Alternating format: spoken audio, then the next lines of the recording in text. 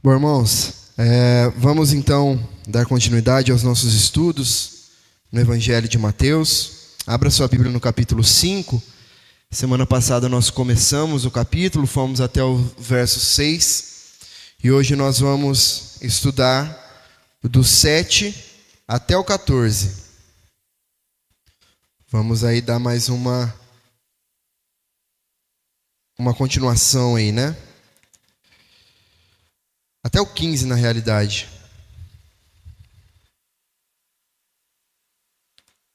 Mateus 5, do 7 ao 15. Diz assim o texto: Bem-aventurados os misericordiosos, porque alcançarão misericórdia. Bem-aventurados os limpos de coração, porque verão a Deus. Bem-aventurados os pacificadores, porque serão chamados filhos de Deus. Bem-aventurados os perseguidos por causa da justiça, porque deles é o reino dos céus.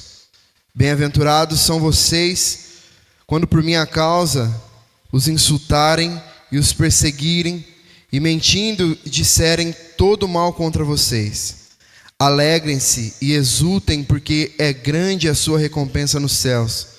Pois assim perseguiram os profetas que viveram antes de vocês. Não é até o 15 não, é só até aqui o 12, tá? Bom, irmãos, então, do versículo 7 ao versículo 12, nós temos a última parte aqui das bem-aventuranças, desse início de Sermão do Monte aqui, né, onde Jesus está pregando aqui, né? E Jesus começa falando sobre aqueles que são misericordiosos. As 4 primeiras bem-aventuranças que nós vimos, elas vão tratar mais especificamente da nossa relação com Deus, certo? Já aqui, principalmente essa aqui, né, já fala mais sobre a nossa ação diante dos homens, diante das pessoas. O Evangelho, irmãos, ele dá maior importância, né, à construção do nosso caráter do que para as nossas ações. Depois de nós construirmos ali os alicerces daquilo que nós devemos ser, então nós nos tornamos capazes de entender aquilo que nós devemos fazer. E isso é muito óbvio por uma questão muito simples: quem é, também faz, certo? Os romanos e os judeus, eles não consideravam a misericórdia uma virtude. Na verdade, eles consideravam a misericórdia uma fraqueza. Eles eram orgulhosos, eles eram egocêntricos, né? Eles eram hipócritas. E talvez esse seja um retrato muito claro da atualidade, do que nós vivemos hoje, porque cada vez mais nós vemos a misericórdia desaparecer da face da terra. Muitos pensam que, se forem misericordiosos, estarão passando uma imagem de fraqueza, estarão se tornando alvos fáceis, né, de exploração. Não, eu não vou fazer isso não, porque depois vão abusar de mim, vão me explorar. Mas qual que é o conceito bíblico de misericórdia? Misericórdia, irmãos, é lançar o coração na miséria do outro. É estar pronto em qualquer tempo, em qualquer circunstância, para aliviar a dor do outro. Isso é misericórdia. Ser misericordioso revela uma capacidade de uma pessoa praticamente entrar dentro da outra para poder enxergar com os seus olhos, sentir na pele, né, e entender com a mente da outra pessoa aquilo que ela está passando. Misericórdia, né, é ver uma pessoa sem alimento e lhe dar de comer. É ver uma pessoa sozinha e fazer companhia para ela. É atender às necessidades e não apenas sentir. Ser misericordioso é agir em prol daqueles que precisam. A misericórdia, irmãos, ela definitivamente não é um instinto natural, uma virtude natural. Pelo menos não a misericórdia verdadeira. A misericórdia que é a misericórdia que nós devemos praticar, que é aquela que vem de Deus, né? Para nós praticarmos essa misericórdia verdadeira, com a intenção verdadeira, nós precisamos de um novo coração. Como nós acabamos de cantar, nós precisamos ser renovados. Porque é só com um novo coração dado pelo próprio Deus é que nós nos tornamos capazes de exercer a misericórdia de maneira correta. Quando nós exercemos misericórdia, irmãos, nós fazemos pela força e para a glória de Deus. Não é pela nossa capacidade, não é porque nós somos bonzinhos demais. Se nós estamos fazendo com esse sentimento de que porque nós somos bonzinhos demais, essa misericórdia não é a misericórdia de Deus. Essa é uma misericórdia interesseira, que está sendo praticada para que algo volte, para que algo, seja recebido. Nós vamos ver aqui que ser misericordioso já nos traz muitas coisas da parte de Deus. Então nós não precisamos agir com esse pensamento de receber em troca. Por que então nós devemos exercer a misericórdia? Em primeiro lugar, nós devemos ser misericordiosos porque a prática das boas obras é o grande fim para o qual nós fomos criados. Em Efésios capítulo 2, versículo 10, o apóstolo Paulo diz assim: pois somos feituras dele, criados em Cristo Jesus para boas obras, as quais Deus de antemão preparou para que andássemos nela. O principal propósito da vida humana, irmãos, é servir. Todas as criaturas foram criadas e todas as criaturas desenvolvem e fazem aquilo para o que elas foram criadas. Os pássaros voam, as árvores dão fruto, o sol brilha. Tudo que foi criado exerce o seu devido papel. O homem foi criado para servir. E aquele que não cumpre com a missão para a qual ele foi criado, se torna inútil. É a árvore que não dá fruto. É a palha que será lançada no fogo. Tem uma frase que geralmente é atribuída a Madre Teresa de Calcutá, que diz que quem não vive para servir, não serve para viver. Isso é muito real para nós, irmãos. Nós existimos para servir. E nós temos em Cristo o maior exemplo para isso. Não é baseado nos outros, não é baseado nos apóstolos, pode ser também, mas o nosso maior exemplo, daquele que é a maior pessoa de toda a história, de toda a humanidade, veio para servir e não para ser servido. Ele mesmo diz isso.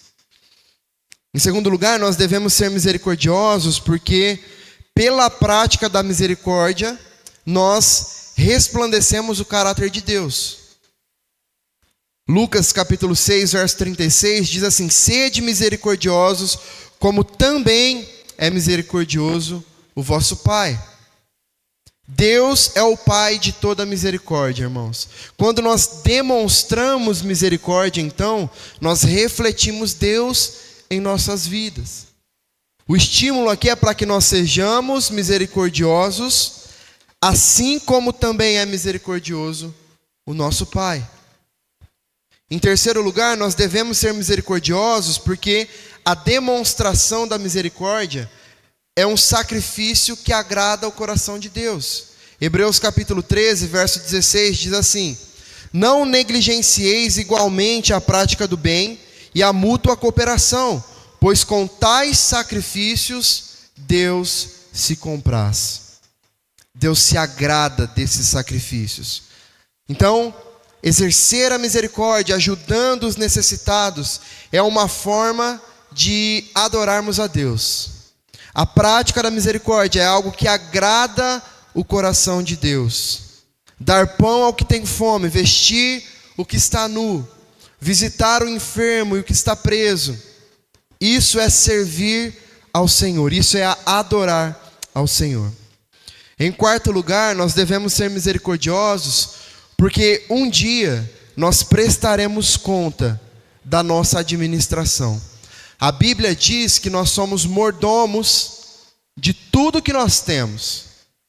E um dia nós vamos comparecer perante o tribunal de Deus para prestar contas de tudo isso que nós temos. No dia do juízo, os homens também serão julgados por aquilo que eles não fizeram. Mateus capítulo 25, do 41 ao 43, tem uma listinha ali, e depois ele vai dizer: apartai-vos de mim, porque tive fome e não me deste de comer, porque tive sede e não me deste de beber, e assim vai. Nós seremos julgados por aquilo que nós não fazemos também, com os recursos que Deus nos deu. E quais são as recompensas que são concedidas àqueles que são misericordiosos? A recompensa, irmãos, virá de Deus. Nós receberemos de Deus exatamente aquilo que nós dermos aos outros. Não tem como nós plantarmos uma coisa e colhermos outra. Se nós somos misericordiosos, Deus também será misericordioso conosco. E entenda, irmãos, entenda isso para que você seja mais feliz na sua vida. Ser misericordioso com alguém não significa que alguém será misericordioso com você. A misericórdia será dada por Deus. Jesus foi extremamente misericordioso com a humanidade. No entanto, o que ele ganhou dos homens? Morte, perseguição. Então, ser misericordioso com alguém não depende daquilo que esse mesmo alguém ou um outro alguém fará de volta ou fará antes para nós. O chamado é para que nós sejamos misericordiosos, independente do que está por vir.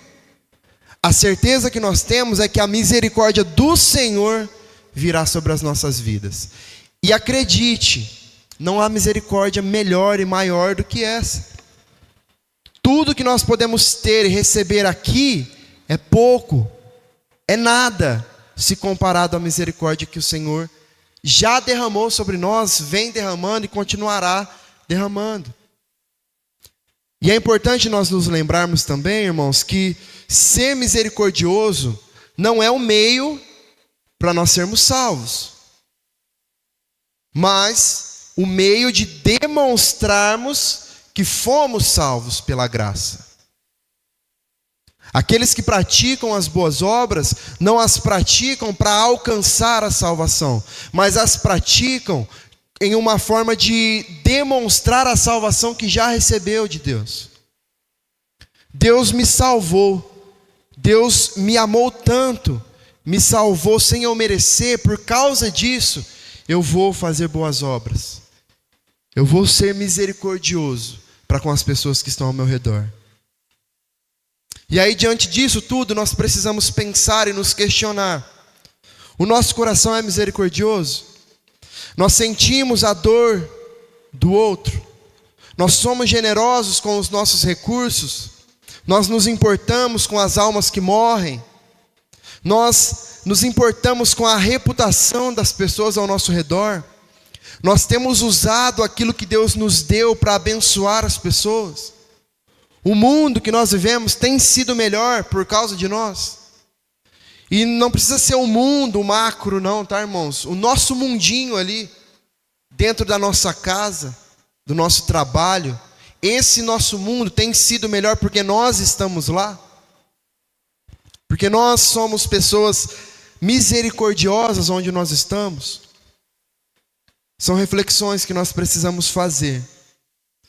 E se a resposta para essas perguntas for não, ou não sei, ou talvez, nós precisamos pensar e mudar. E ser diferentes. Não espere sentir vontade de ser misericordioso, porque você não vai sentir. A vontade que nós temos é de que sejam misericordiosos conosco, de que nos deem mais e mais e mais e mais. Depois, Jesus vai falar sobre os bem-aventurados, os puros de coração. E essa bem-aventurança retrata uma das essências, da vida cristã. Isso por quê? Porque o grande alvo final ali da nossa vida, da nossa caminhada, da nossa trajetória cristã é ver a Deus. Bem-aventurados os puros de coração, porque verão a Deus. Ver a Deus tem sido o propósito máximo não só dos cristãos, mas da filosofia, a última esperança da ciência, e permanecerá sendo o propósito final de toda a humanidade, por mais que não admitam. É uma busca por algo que não se sabe o que é, mas que no fundo a resposta está em Deus. E nós vamos interpretar esse trecho aqui com base nas 3 expressões principais do versículo, que é a pureza, o coração e o verão a Deus, né? Onde que essa pureza deve ser cultivada? No coração. O coração é o centro da nossa personalidade. Isso não quer dizer que ele é somente a morada dos nossos sentimentos, das nossas emoções. Na Bíblia, coração inclui mente, inclui emoção, inclui vontade. Coração na Bíblia se refere ao homem na sua totalidade.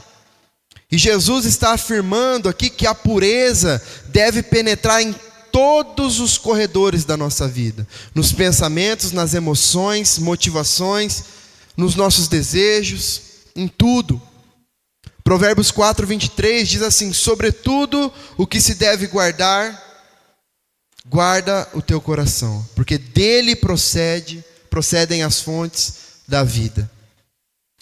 A Bíblia diz que o coração é a fonte de todas as nossas dificuldades. Mateus 15:19, Jesus diz assim: porque do coração procedem maus desígnios, homicídios, adultérios, prostituição, furtos, falsos testemunhos, blasfêmias. O nosso coração é um lugar de extremo perigo. Por isso que a pureza precisa ser cultivada. É um grande erro, irmãos, nós pensarmos que o mal, ele se faz presente apenas no ambiente externo a nós. Adão, por exemplo, caiu em pecado, onde? No paraíso. O lugar mais perfeito da terra.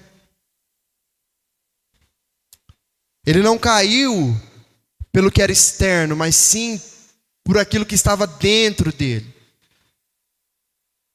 Nós precisamos entender que o mal não vem de fora, mas de dentro do homem. Nós fomos concebidos em pecado, nós nascemos em pecado, e dentro de nós pulsa um coração carregado de pecado. Um coração que é capaz de planejar essas coisas aqui, que o próprio Jesus diz: os homicídios, os adultérios, prostituição, furtos, falsos testemunhos, blasfêmias. O que significa a pureza de coração? Em um primeiro sentido, essa palavra, ela tem vários significados.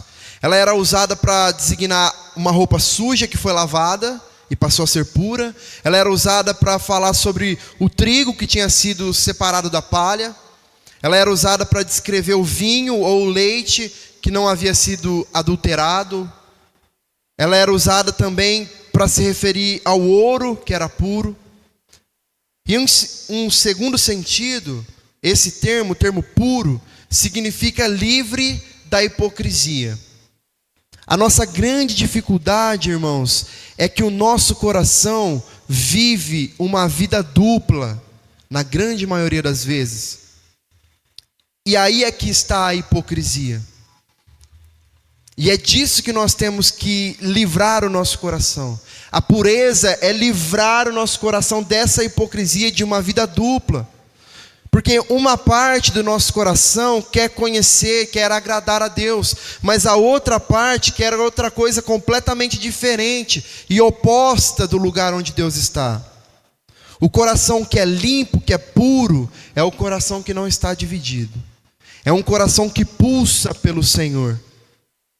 Dessa maneira, então, nós poderíamos resumir aqui essa bem-aventurança da seguinte forma: bem-aventurado é o homem cujas motivações são sempre íntegras e sem contaminação, porque esse é o homem que verá a Deus.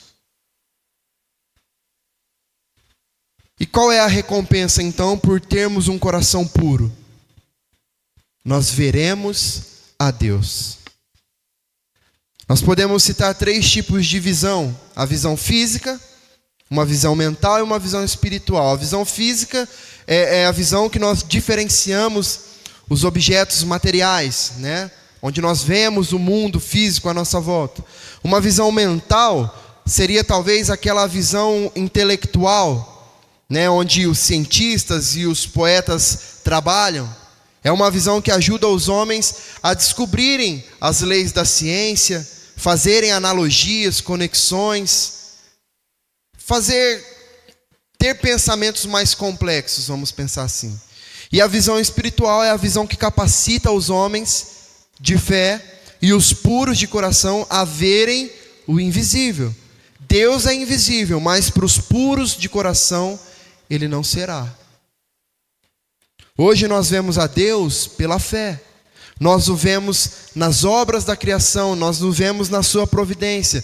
Mas chegará o tempo em que nós o veremos face a face. Essa é a promessa mais consoladora das nossas vidas, irmãos. Jó, ele encontrou refrigério para sua alma, para sua dor, né? Quando ele disse: eu sei que o meu Redentor vive e por fim se levantará sobre a terra. Depois, revestido este meu corpo da minha pele, em minha carne verei a Deus, vê-lo-ei por mim mesmo, os meus olhos o verão. Então, mais do que os tesouros da terra, mais do que as glórias humanas, nossa maior recompensa, irmãos, é Deus. Ele é melhor do que todas as bênçãos que nós temos para desfrutar aqui. Nós teremos a Deus, nós veremos a Deus por toda a eternidade. E não existe glória maior do que essa, amém? Depois no versículo 9, Jesus vai dizer que bem-aventurados são os pacificadores. Existem cerca de 400 referências sobre a paz na Bíblia. Ela começa com a paz lá no jardim e ela termina com a paz na eternidade. Foi o pecado do homem que interrompeu a paz lá no Éden. Na cruz, Cristo se tornou a nossa paz. E um dia Ele virá para finalmente estabelecer a paz plena do seu reino aqui. Deus, Ele se autodenomina o Deus da paz. E no mundo não há paz. O mundo traz o oposto da paz. Todas as tentativas, irmãos, de se estabelecer a paz sempre foram frustradas. Nem mesmo a ONU, que é a principal responsável de trabalhar como uma agenciadora de paz, não consegue fazer isso. Nunca haverá paz nas estruturas deste mundo, nos governos, entre as nações, se antes ela não for implantada nos nossos corações.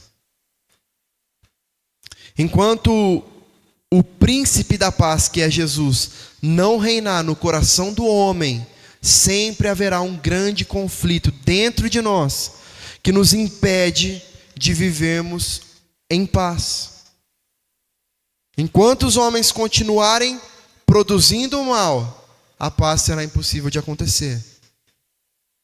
O homem sempre esteve em guerra com Deus, irmãos. Não só com Deus, mas consigo mesmo e com o próximo.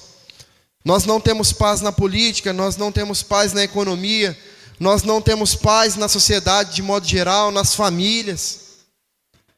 A paz, ela é um breve momento da história em que todos param para recarregar suas armas. É o único momento de paz. Quando acabou as balas da arma, e todo mundo para recarregar, para continuar atirando.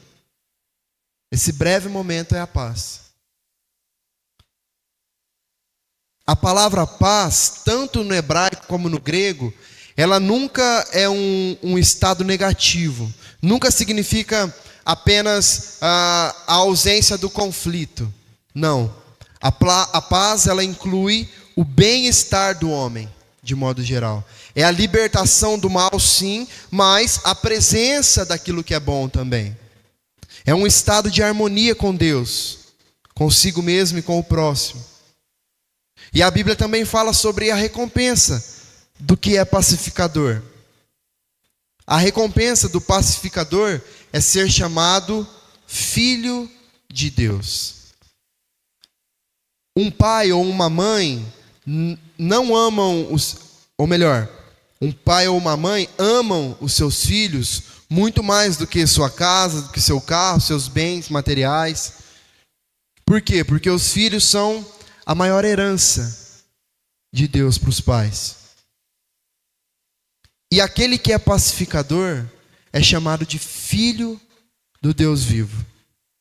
Não há um título, irmãos, que possa ser dado a nós, neste mundo, que tenha maior honra do que esse, ser chamado filho de Deus. A Bíblia diz que nós somos como a menina dos olhos de Deus. E é interessante isso, porque se nós pensarmos no corpo humano, a pupila dos nossos olhos é uma das partes mais sensíveis do corpo. Por isso, por conta disso, ela precisa de proteção. Incomoda, qualquer coisa que nós encostamos no olho já incomoda, traz incômodo, irrita. E Deus, ao nos classificar como menina dos seus olhos, é para dizer que Ele age de maneira a nos proteger, como sendo a parte mais sensível do corpo. Se alguém tocar em um dos seus filhos, está colocando o dedo na menina dos olhos de Deus. Os pacificadores serão chamados filhos de Deus. Os pacificadores são feitos filhos de Deus por adoção. Nós não nascemos filhos de Deus. Nós somos feitos filhos por adoção. Mas o que significa essa adoção? Nós podemos entender essa adoção como uma transferência de uma família para outra, certo? Nós fomos transferidos da velha família de Adão para a família de Deus. Nós éramos escravos, cegos, perdidos. Mas agora nós somos filhos de Deus, membros da sua família. A adoção, ela traz uma desobrigação de todas as leis que nos prendiam à família antiga. Agora nós não somos mais escravos do pecado. Agora nós somos libertos do império das trevas, nos tornamos novas criaturas. Nós éramos pecadores que antes estavam rendidos à escravidão, mas agora nós somos livres. Nós recebemos de Deus também uma herança gloriosa por termos nos tornado seus filhos. Nós somos herdeiros de Deus e co-herdeiro de Cristo. E qual que é a diferença que nós podemos traçar aqui da adoção humana para a adoção divina? A adoção humana, de modo geral, ela visa suprir a carência dos filhos naturais. Mas Deus, ou a carência tanto dos filhos quanto dos pais, Os pais que adotam uma criança, eles também estão satisfazendo uma carência que eles têm. Mas Deus, a diferença da adoção divina, é que Deus sempre foi completo em si mesmo. Ele sempre se deleitou no seu Filho unigênito, em Jesus. Há pessoas por aí que já ousaram dizer que Deus era incompleto até nos criar. Mas isso é uma heresia, irmãos. Isso não é realidade. Deus sempre foi completo. Ele sempre foi perfeito. Sempre foi feliz. Muito antes de lançar os fundamentos da terra ou de nos criar. Ele é completo em si mesmo. Uma outra diferença é que a adoção humana ela é feita sem sacrifício. A adoção divina custou a vida do Filho de Deus. Que irônico isso, O Filho, eternamente gerado do Pai, precisou morrer para que nós fôssemos feitos filhos adotivos. Quando Deus criou todas as coisas, Ele só falou, mas quando Ele nos adotou, o sangue do seu filho precisou ser derramado. Percebe a força, o poder que isso tem? A influência que isso deveria ter nas nossas mentes, nos nossos corações? Por último, a adoção humana, ela traz apenas benefícios terrenos, benefícios passageiros, limitados. Mas a adoção divina traz bênçãos eternas. Deus nos concede mais do que bens materiais. Ele nos concede uma nova vida, um novo coração, uma nova mente, uma herança e um lar que é eterno. Bênçãos que durarão eternamente. Amém? E por último, o texto vai falar sobre os bem-aventurados, que são bem-aventurados os perseguidos por causa da justiça. Na primeira parte nós falamos que bem-aventurados são os que têm fome e sede de justiça. E agora bem-aventurados são os que são perseguidos por causa dessa justiça. Você consegue se imaginar feliz por estar sendo perseguido? É o que Deus diz, irmãos. É quase incompreensível, né, nós associarmos a perseguição com a felicidade. Parece que são duas palavras que não se encaixam na mesma frase. E esse é o grande paradoxo do cristianismo. É a grande contradição, talvez, para os olhos humanos. Só que Jesus, ele sempre termina as bem-aventuranças, irmãos, dizendo que o mais elevado grau de felicidade está ligado à perseguição por causa da justiça. O crente verdadeiro, ele é perseguido simplesmente por ser o tipo de pessoa que ele é. Só por ser crente. Só por se comportar como crente. Só por dizer não àquilo que o mundo diz sim. Se o mundo odiou a Cristo, irmãos, o mundo também odiará todos aqueles que se parecem com Ele. E como o mundo manifesta essa perseguição? O mundo procura destruir a nossa vida e destruir a nossa reputação. Ao longo dos séculos, a igreja ela vem sempre sofrendo perseguições. Os crentes foram perseguidos em todos os lugares, em todos os tempos, e continua sendo assim e continuará sendo assim até o dia que Jesus voltar. Quando Paulo escreve aos Filipenses, lá no capítulo 1, verso 29, ele diz assim: porque vos foi concedida a graça de padecerdes por Cristo e não somente de crerdes nele. A graça de morrer por Cristo, é isso que ele está falando. Os cristãos primitivos, eles foram duramente perseguidos, irmãos, tanto pelos judeus como pelos gentios. O cristão também tem a sua reputação atacada. E isso se faz através da língua, daquilo que é dito a nosso respeito. A língua tem um poder muito grande de matar. Tanto tirando a vida, ainda que de forma indireta, como destruindo a sua reputação, o seu nome. Jesus, ele foi acusado de estar endemoniado. Acusaram os cristãos ali de coisas muito absurdas que não eram reais. Eles foram chamados de canibais, foram chamados de imorais, de incendiários, de rebeldes, de ateus. Chamaram Paulo de impostor, de falso apóstolo. A grande arma do diabo, irmãos, é a mentira. A mentira, ela distorce, ela altera a verdade. Jesus foi chamado também de beberrão, de filho ilegítimo. O cristão, irmãos, ele é abençoado por Deus, mas ele é amaldiçoado pelo mundo. O mundo não tem interesse em abençoar o crente.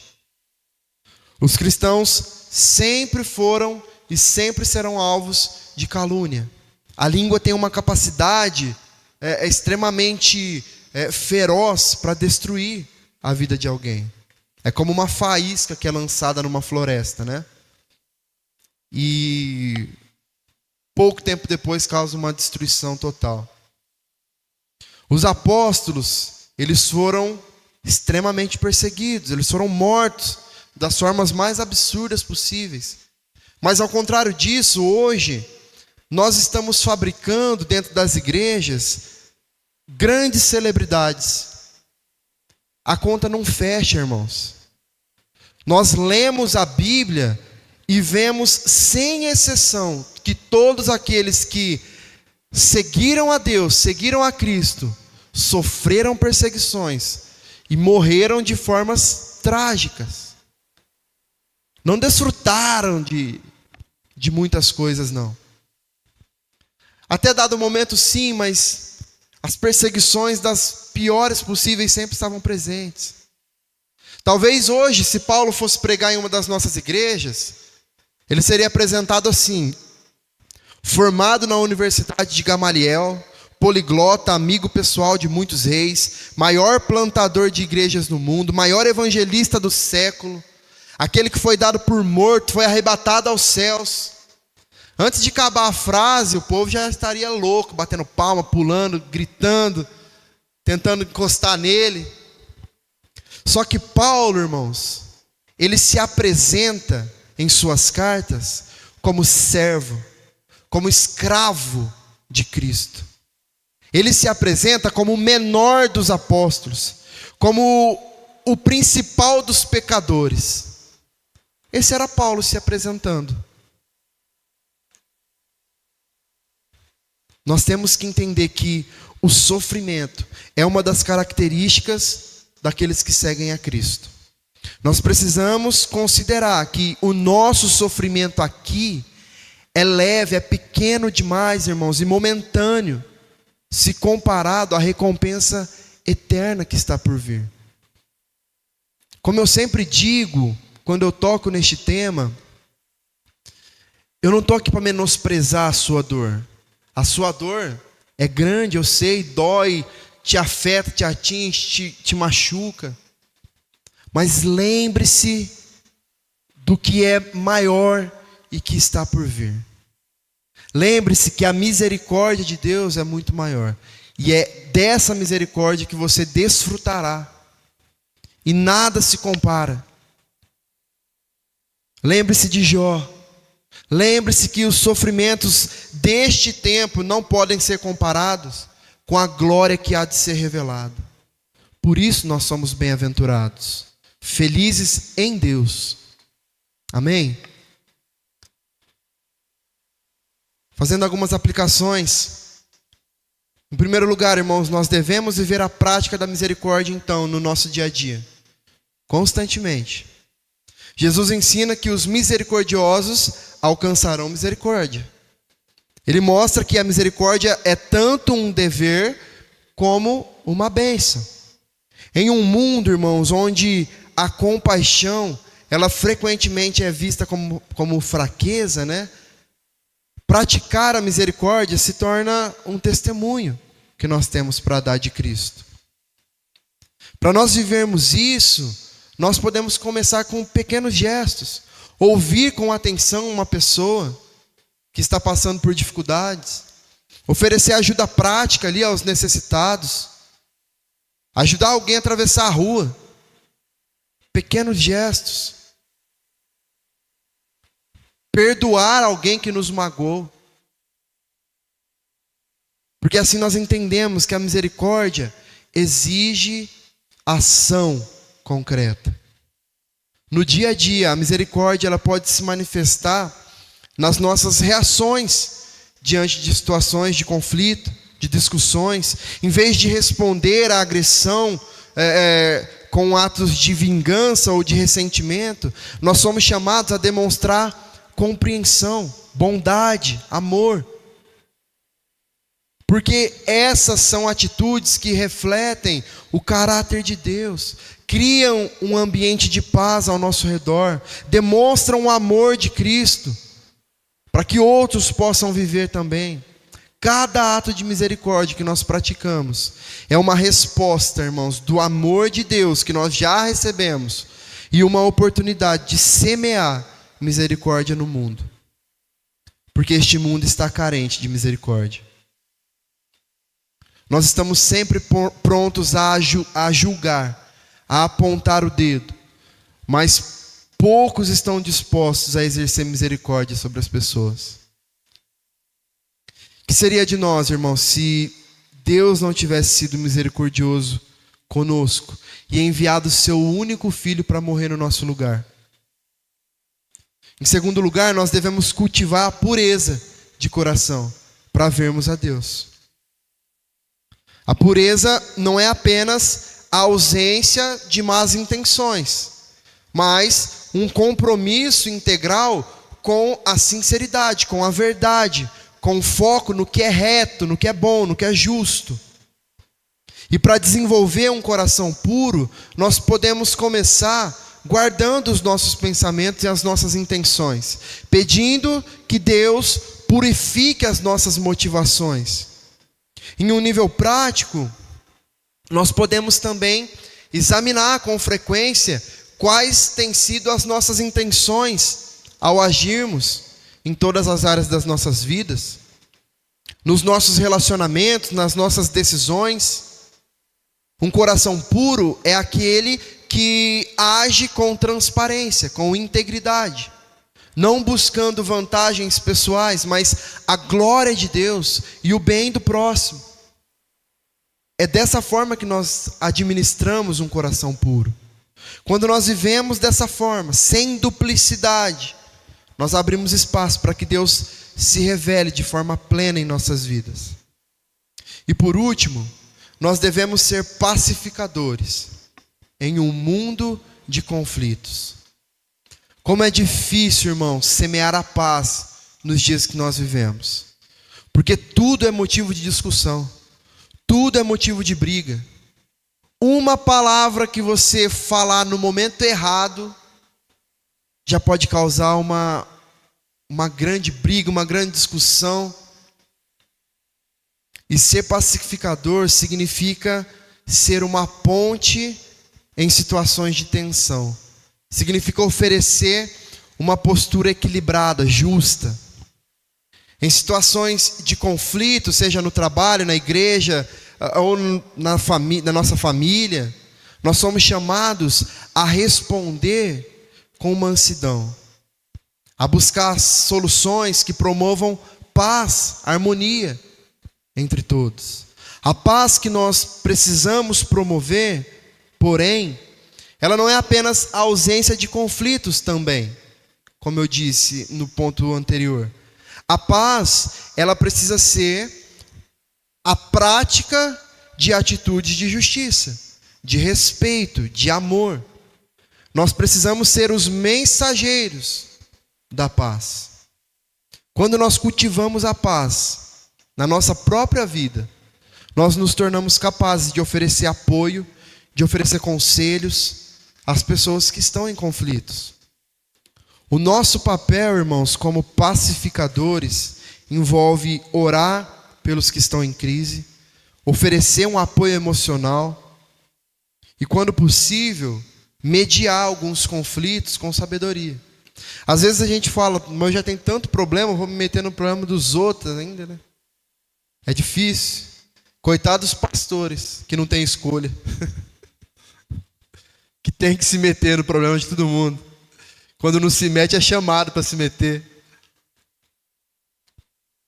Nós precisamos ter um pouco disso em nós, irmãos. Todos nós. Como filhos de Deus, a nossa presença, onde nós estivermos, precisa trazer esperança, restauração.